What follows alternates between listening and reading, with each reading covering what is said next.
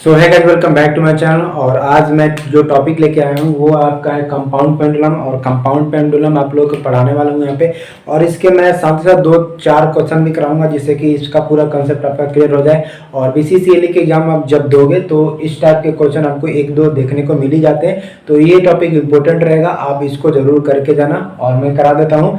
तो आपका ये समझ लो कि 1 या 2 क्वेश्चन इस पे आएगा तो आपका काम हो जाएगा। ठीक है, तो चलिए शुरू करते हैं। यहाँ पे लिखा है कंपाउंड पेंडुलम। तो सबसे पहले हम समझते हैं कि कंपाउंड पेंडुलम का डिफिनेशन क्या होता है। देन उसके बाद से इसके 1-2 फार्मूले हैं, ज्यादा फार्मूला नहीं है, 1-2 ही फार्मूला है। उसके ऊपर हम लोग यहाँ पे देख लेंगे उस फार्मूला को, फिर उसके बाद से हम लोग क्वेश्चन करेंगे। तो यहाँ पे देखिए कंपाउंड पेंडुलम का सिंपल मैन डिफिनेशन लिखा है, when a rigid body suspended और a hinge through a point other than the centre of the mass of a rigid body such that the body is free to rotate in a vertical plane, then it is called the compound pendulum। ठीक है, देखिए एक आपका आता है simple pendulum. ठीक है, तो सिंपल पेंडुलम भी जस्ट लाइक इसी तरीके का होता है, बट उसमें थोड़ा सा डिफरेंट होता है। बट यहाँ पे आपका सिलेबस में देखोगे तो यहाँ पे कंपाउंड पेंडुलम ही आपको पढ़ने के लिए बताया गया, तो मैं कंपाउंड पेंडुलम ही बता रहा हूँ। ठीक है, तो अब एग्जाम काफी ज्यादा नजदीक है तो मैं सिंपल पेंडुलम नहीं करा पा रहा हूँ, सॉरी फॉर दैट।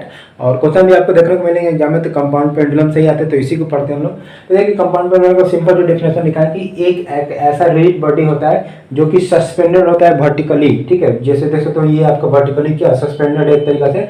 और यहाँ बताया जाए कि रिजिड बॉडी ऐसे सस्पेंडेड होना चाहिए जो कि फ्री होना चाहिए रोटेट के लिए। अब यहाँ पे देखिए, यहाँ पे मैंने यहाँ पे फ्री कर दिया रोटेट का, और इसको पकड़ के मैं इधर ले जाऊँ तो ये फ्रीली क्या हो जाएगा, यहाँ से रोटेट होना स्टार्ट हो जाएगा, मतलब कि ये रोटेट होकर यहाँ आ जाएगा। मैं इसी को इधर लेके आऊँ तो ये रोटेट होकर के कुछ यहाँ पे आ जाएगा। तो ये देखिए ये इस तरीके से यहाँ तक मूव करने के लिए क्या है, फ्री है यहाँ पे।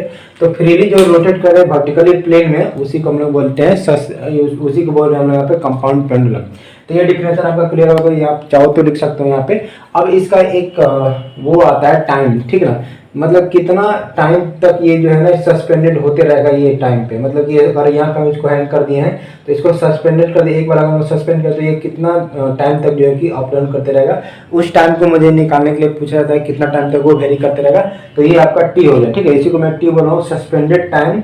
ठीक है, ये पीरियड ऑफ टाइम होता है जिस टाइम पे ये सस्पेंडेड करेगा, तो वो टाइम आपको निकालना होता है। तो ये फॉर्मूला आपका आता है सिंपल 2π√i अपन का mgl होता है। अब यहाँ पे m जो है ये मास दिखा रहा है, इसका जो टोटल वेट होगा ना मास है, इसका ये मास दिखा रहा है कि जो आपका रड रखा गया होगा, इसको अगर हम सपोज करते हैं कि आपका क्या है, ये एक तरीके से आपका रड है, तो इस रड का जो है कि मास कितना रहेगा, ये आपका m होगा यहाँ पे। और g ग्रेविटेशनल फोर्स लग रहा है, और a जो लग रहा है वो टोटल लेंथ होता है, और a मोमेंट ऑफ इनर्शिया होता है जो कि मैंने लिख दिया यहाँ पे, मोमेंट ऑफ इनर्शिया होता है। और जो यहाँ पे l होता है वो आपको point of suspended between the length of the मास है। अब देखिए इस सेंटर ये है ना सेंटर, ये सेंटर हो गया, इस सेंटर से सस्पेंडेड जहाँ पे किया गया, ये जो सस्पेंडेड किया गया है ये दूरी यहाँ से सस्पेंडेड किया, इसके बीच का जो डिस्टेंस होता है ना उसी को हम लोग एल बोल रहे हैं यहाँ पे। ठीक है, तो ये आप एल देख सकते हैं यहाँ पे। और ये जो आपका एल हो जाएगा, ये देखिए पॉइंट ऑफ सस्पेंडेड, जहाँ पे ये सस्पेंडेड किया गया वहां से point of centre of mass, इसका point of centre of mass कहाँ है, इसके बीच के दूरी को हम लोग यहाँ पे एल कंसिडर कर रहे हैं। इसको एल डैश कर लेते हैं क्योंकि ये पूरी दूरी को दिखा रहा है, बट हमको इतनी दूरी लेना है तो यहाँ पे एल लिख सकते हैं। तो यहाँ पे L1 कर लो या L डैश कर लो फॉर्मूला में। ठीक है, अगर इतना ही को हम लोग L मान सकते हैं तो यहाँ पे L ही हो जाएगा फॉर्मूला में। तो मैं इसी को मिटा करके यहाँ पे लिख देता हूँ, ये जो आपका दूरी हो जाएगा ये L हो जाएगा। ठीक है, तो ये आपका फॉर्मूला बनता है। और साथ ही साथ एक फॉर्मूला आपको और बनता है कि मिनिमम कितना हमको टाइम तक ये सस्पेंडेड होता रहेगा, तो वो टी मिनिमम भी आपसे पूछ सकता है। तो 2π/2kc/g होता है। ठीक है, तो इसी फार्मूला, बस यही 2 फार्मूला होता है। इसी पे चलिए हम लोग क्वेश्चन भी करते हैं 1-2 और समझते हैं कि ये टॉपिक का एक्चुअली मीनिंग क्या होता है, और इस पे क्वेश्चन आता है तो कैसे हम लोग करने में लगेंगे। तो फटाफट से बोर्ड को मैं मिटा देता हूँ, एक बार आप देख सकते हो यहाँ पे पूरा मैंने लिख रखा है, और इस पे 1-2 क्वेश्चन मैं करता हूँ। ठीक, देने के बाद इस टॉपिक को एंड करूंगा। तो चलिए फटाफट से हम लोग क्वेश्चन करते हैं। तो यहाँ पे देख सकते हो कि ये क्वेश्चन आपको दिया रखा है। ठीक है, यहाँ पे पूछा जा रहा है find the time period of a compound pendulum made from rod which hinge at one end and also find minimum time period. ठीक है, तो ये क्वेश्चन आपके पास पूछा जा रहा है कि टाइम पीरियड आपको बताना है कंपाउंड पेंडुलम का। तो टाइम पीरियड मैंने अभी आपको बताया था कि टी उसको बोलते हैं हम लोग। ठीक है, तो यानी कि कहने का मतलब कि आपको यहाँ से टी फाइंड आउट करना है, एंड देन आपसे पूछा जा रहा है कि and also find the minimum time period, ठीक है। यानी मिनिमम टाइम पीरियड का मतलब है कि आपको टी मिनिमम भी आपको फाइंड आउट करना है। ये दोनों आपको चीज फाइंड आउट करना है। और यहाँ पे फिगर दे रखा है, इस फिगर को समझते हैं। तो देखिए यहाँ पे टोटल जो लेंथ दे रखा है वो आपको एल दे रखा है, और इसका जो आपका जो मास दे रखा है वो आपको एम दे रखा है। तो पहले आपको टाइम पीरियड निकालने के लिए मैंने फॉर्मूला बताया था, वो उसको निकालते तो 2 पाई मैंने बताया था, रूट अंडर बताया था आई अपॉन का एम जी एल बताया था, ठीक है। और यहाँ पे जो एल था ना, वो आप ध्यान देने वाली बात रहेगी कि सेंटर टू सेंटर था, ठीक है। जहाँ से वो हिंज किया गया था वहां से लेकर के उसके सेंटर पॉइंट से सेंटर टू सेंटर का डिस्टेंस आता, ठीक है। तो ये आपको खास ध्यान रखने वाली बात है। यहाँ पे टोटल आपका एल नहीं होता है, ये जो जहाँ पे हिंज किया गया वहां से लेकर के जहाँ पे इस वाले रड का जहाँ पे ये सेंटर ऑफ मास होता है उसके बीच के दूरी को हम लोग यहाँ पे फॉर्मूला में एल मानते थे, ठीक है। तो ये एल आपको निकालना, तो टोटल जो आपका एल दे रखा और इसका एल आपको निकालना, तो एल बाई 2 सिंपली हम लोग कर सकते हैं। तो इसको भी मैं फिलहाल मिटा देता हूँ। यहाँ पे हम लोग लिख सकते हैं कि इसको एल बाई 2 लिख सकते हैं, यानी एल अपॉन का 2 लिख सकते हैं, ठीक है। तो अब जो यहाँ पे एल का जो आप यूज करने वाले हैं वो हम लोग एल बाई 2 ही यूज करने वाले हैं, क्योंकि आपको जो एल लेना है इस फॉर्मूला वो इसके जहाँ से सस्पेंड किया गया वहां से और जो इसका खुद का सेंटर है उसके बीच का दूरी ही लेना है। तो ये आपको फॉर्मूला में मैंने बताया था कि एल वो होता है सेंटर टू सेंटर डिस्टेंस, ठीक है। तो ये आपको यहाँ पे लिखना, तो टी मिनिमम को मैं हटा देता हूँ, यहाँ पे बाद में निकालूंगा मैं। अभी इसको आपको सॉल्व कर रहे हैं तो 2 पाई हो जाएगा, और रूट अंडर आपको आई का वैल्यू आपको नहीं पता है, ठीक है। यहाँ पे m हो जाएगा और g हो जाएगा इंटू एल। तो l का वैल्यू यहाँ पे l बाई 2 हो जाएगा, तो यहाँ पे मैं लिखता हूँ l बाई 2। अब आपको देखिए i का वैल्यू नहीं पता है, तो i का वैल्यू आप यहाँ पे याद रख सकते हो कि जब भी आपको मूवमेंट, देखिए i क्या है यहाँ पे मूवमेंट ऑफ इनर्शिया है, तो मूवमेंट ऑफ इनर्शिया आपको याद होना चाहिए था कि रड का मूवमेंट ऑफ इनर्शिया होता है वो आपके पास होता है एम एल क्यूब अपॉन का 3 होता है, ठीक है। तो ये आप मूवमेंट ऑफ इनर्शिया याद रख सकते हो कि जो मूवमेंट ऑफ इनर्शिया होता है वो एम एल स्क्वायर बाई 3 होता है, ठीक है। यहाँ पे मैंने गलती से 3 लिख दिया था, यहाँ पे 2 होना चाहिए था, एम एल स्क्वायर बाई 3 होता है, ठीक है। तो ये चीज आपको याद होना चाहिए कि आई का वैल्यू इतना हो जाएगा, क्योंकि ये रड है ना, तो रड का movement of inertia M L square by 3 होता है, ये आप याद रख सकते हो। इसी तरीके से यहाँ पे जब भी पूछा जाएगा तो ये रड का ही पूछते हैं जनरली, इसके सिवाय कुछ और पूछते हैं तो उसका मूवमेंट ऑफ इनर्शिया आपको पता होना चाहिए था, ठीक है। जैसे कि ये मैंने रिंग पहन रखा, ठीक है, तो इस रिंग का आपको मूवमेंट ऑफ इनर्शिया पूछा जाएगा तो वो आपको पता होना चाहिए था। तो मैं रिंग का भी एक क्वेश्चन कराऊंगा तो आपको क्लियर हो जाएगा आगे, ठीक है। तो आप वीडियो को बस देखते रहिए। अब यहाँ पे आई की वैल्यू मैं रखता हूँ यहाँ पे, तो सिंपल आपको क्या करना है, आई की वैल्यू एम रखूंगा मैं, एम एल स्क्वायर अपन का 3 हो जाएगा यहाँ पे, ये टोटल आपका रूट में ही रहेगा, ठीक है। और मैं इसको थोड़ा सा करता हूँ, यहाँ पर 2 पाई था तो 2 पाई में लिखता हूँ बराबर मैंने, और इसके बट्टे में आपका कितना था, ये था आपका एम जी एल हो जाएगा, अपॉन में आपका 2 हो जाएगा, ठीक। तो पूरे रूट में जो अंदर में है ना, इसको सिंपल कैलकुलेशन हम लोग करते हैं थोड़ा सा। तो मैं इसको लिखूंगा एम एल स्क्वायर अपॉन का 3, इसको मैं पढ़ा लेता हूँ, तो ये 2 चला जाएगा ऊपर में और ये आपका नीचे में आ जाएगा एम जी एल, ठीक है। तो देखिए एक एल स्क्वायर से यहाँ पे कट गया, जी से कुछ नहीं कटा, एम से कटा, ठीक है। तो यहाँ से बच जाएगा पास 2 अपॉन का 3 और नीचे में आपका जी बचा हुआ है, ठीक है। तो इसको मैं जी लिख सकता हूँ, तो 2 अपॉन 3 जी लिख सकता हूँ। यहाँ पे बाहर में आपका 2 पाई था, ठीक है। तो मैं इसको थोड़ा सा और सिंप्लीफाई करना चाहता हूँ, तो इसको थोड़ा सा कुछ ऐसे लिख सकता हूँ। ये पूरे रूट में था ना आपका, तो ये पूरे आपका रूट में था और बाहर में आपका 2 पाई था, तो 2 पाई रहेगा, तो इसको लिख सकता हूँ 2 पाई और ये रूट में लिख सकता हूँ 2 अपॉन का 3 और अपॉन में आपका जी हो जाएगा, ठीक है। तो ये जो आपका आया है आंसर, ये आपका हो जाएगा टाइम पीरियड। मतलब मैंने एक चीज मिस्टेक करा है, ठीक है, इसको थोड़ा सा आप सुधार कर लेना। यहाँ पे एल स्क्वायर था ना, तो एक एल कटा है, तो एक एल आपके साथ रहेगा ही रहेगा, तो यहाँ पे एक एल भी आएगा, ठीक है। तो ये आपका आंसर आता है 2 pi root under 2 L upon 3 G होता है, ठीक है। ये एक एल मैंने मिस्टेक कर दिया था, उसको आप सुधार कर लेना। तो चलिए अब इसको मिटाते हैं और देन नेक्स्ट क्वेश्चन हम लोग लेते हैं। इसी वाला क्वेश्चन में आपसे एक चीज और पूछा जाता है कि यहाँ पे मिनिमम टाइम पीरियड आपको बताया था। तो मिनिमम टाइम पीरियड का मैंने आपको फॉर्मूला यहाँ पे अभी तुरंत बताया था। तो मिनिमम टाइम पीरियड का फॉर्मूला मैंने आपको बताया था कि 2 पाई होता है और रूट अंडर आपके पास होता है के सी, ये 2 के सी होता है, अपॉन में आपका जी होता है, ठीक है।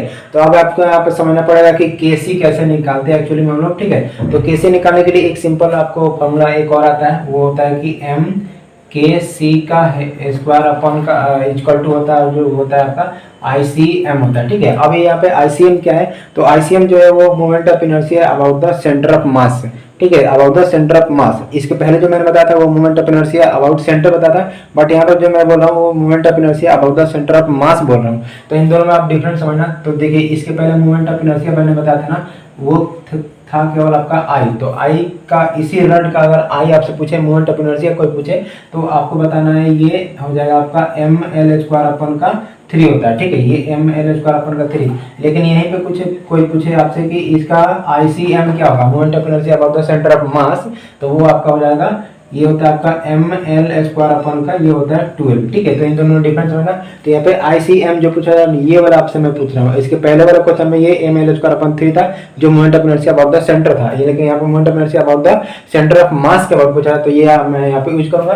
तो देखिए यहाँ पे मैं लिखता हूँ m और यहाँ पे लिखूंगा kc का स्क्वायर हो जाएगा, और यहाँ पे moment of inertia about the centre, तो ये कितना हो जाएगा ml² अपन का कितना हो जाएगा 12 हो जाएगा। तो अब देखिए यहाँ से m से m कैंसिल आउट हो गया, और यहाँ पे आपका kc का वैल्यू निकल के आ जाएगा। kc का वैल्यू यहाँ पे मैं निकालना चाहूंगा, तो kc इक्वल टू मैं लिख दूंगा, यहाँ पे स्क्वायर तो उससे उधर भेजूंगा तो रूट में चला जाएगा, तो ये हो जाएगा प्लस l² अपन का 12 हो जाएगा। ठीक है, अब इसको हम लोग थोड़ा सा सॉल्व करते हैं। तो इसको सॉल्व करोगे तो देखो यहाँ पे कैसे लिखते हो, l² जो है उससे एक l बाहर निकल जाएगा, तो ये l हो जाएगा, और यहाँ पर √12 बच जाएगा। तो √12 को आप सॉल्व करोगे तो 2 रूट का अपन 3 लिख सकते हैं। तो ये यहाँ पे आपको निकल के आ जाएगा, kc का वैल्यू निकल करके आ जाएगा इस तरीके से। अब इस kc का वैल्यू यहाँ पे उठा कर रख देंगे हम लोग, यहाँ से आप सॉल्व कर लेंगे, तो यहाँ पे टाइम पीरियड जो मिनिमम है वो आपको निकल के आ जाएगा। तो चलिए इसको फटाफट से हम लोग करते हैं सॉल्व। तो इसको लिखते हैं हम लोग 2 पाई लिखता हूँ, ये मार्कर एक्चुअली चल रहा है, मैं दूसरा मार्कर लेता हूँ। तो इसको लिख सकते हैं हम लोग 2 पाई मैंने लिखा है यहाँ पे, तो इसको मैं लिखूंगा 2 पाई और रूट अंडर में लिखूंगा यहाँ पे, तो 2 रहेगा ही। kc का वैल्यू मैंने निकाल लिया कि l अपन का 2 रूट अंडर 3 हो जाएगा। फिर इसके बट्टे में मैंने g लिख रखा है, तो यहाँ से देखिए ये 2 से 2 यहाँ पे कैंसिल आउट हो जाएंगे, तो इसको लिख सकते हैं कि 2 पाई लिख सकते हैं, फिर रूट अंडर लिख सकते हैं हम लोग। अब देखिए यहाँ पे l है और यहाँ पर रूट अपन 3 है, तो l और ये हो जाएगा अपन रूट अंडर 3, और इसी के नीचे g था तो इसको g लिख देता हूँ मैं। तो यहाँ से आपको जो t मिनिमम जो निकालना था वो t मिनिमम आपको यहाँ से निकल के रेडी हो जाएगा। तो ये आपका वैल्यू आ जाता है t minimum equal to 2 pi root under l upon फिर √3 g हो जाता है। अब यहाँ से आपको g का वैल्यू आपको पता होता है, पाई का वैल्यू आपको पता होता है, यहाँ से l आपका टोटल जो है वो दे रखा है आपको, तो यहाँ से आप जो कि निकाल सकते हो टोटल। ठीक है, देख सकते हो कि नेक्स्ट क्वेश्चन मैंने लिख रहा है कि find the time period of the circular wire. ये एक आपका सर्कुलर वायर है जो कि कुछ इस शेप में आपका सर्कल बना रहा है, और यहाँ पे फाइंड आउट आपसे पूछा जा रहा है, वो पूछा जा रहा है टाइम पीरियड आपको निकालना है, जो कि जिसका जो रेडियस है वो r है। ठीक है, यहाँ पे दे रखा है कि r रेडियस है, which is hinge at 1 end, जो कि हिंज है आपका एक इंड पे।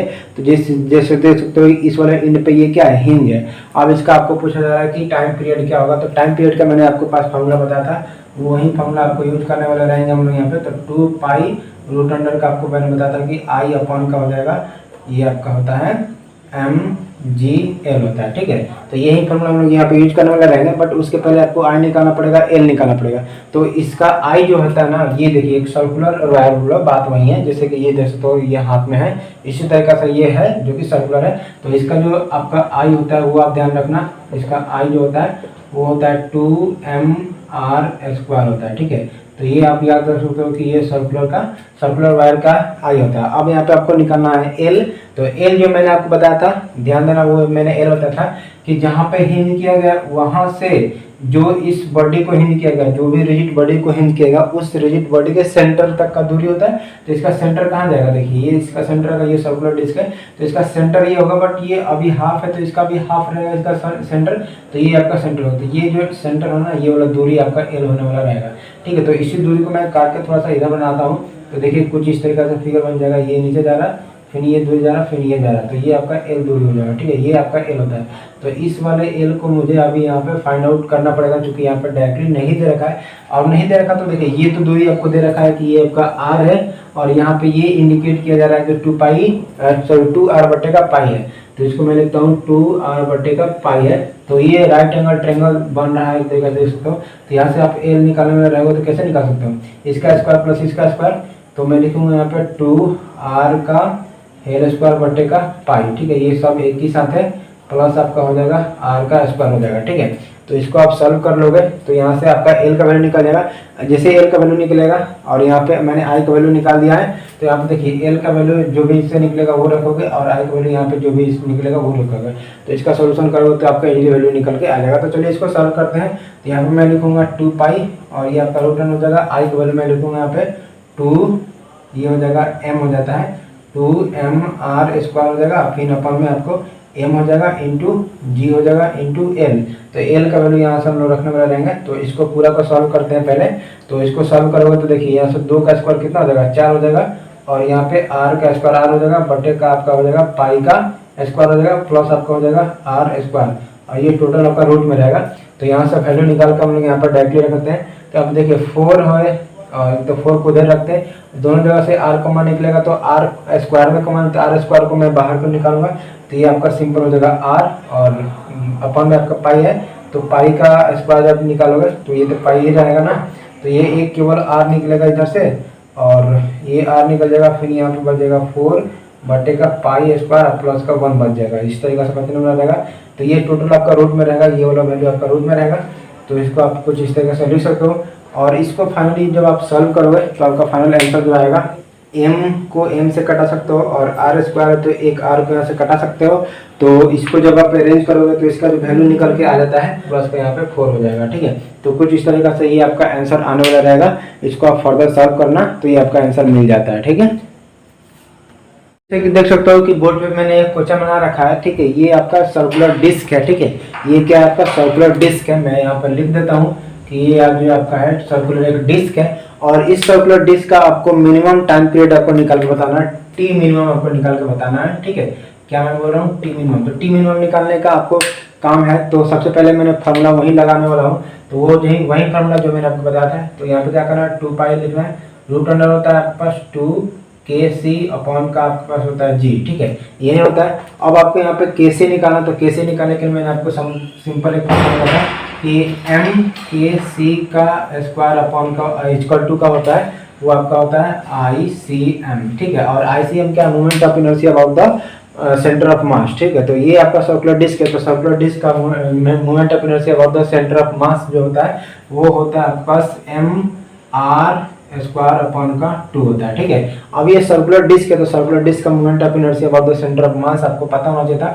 वो होता है 2mr स्क्वायर अपॉन का 2 और यहाँ पे दे रखा है आपके पास m और यहाँ पे दे रखा है kc का स्क्वायर। तो यहाँ से देखिए m से एक m आपका कैंसिल आउट होता है। तो यहाँ से k का वैल्यू आप जब निकालोगे kc का वैल्यू तो इसका रूट करोगे तो रूट में आ जाएगा, चूंकि स्क्वायर में तो रूट में आ जाएगा।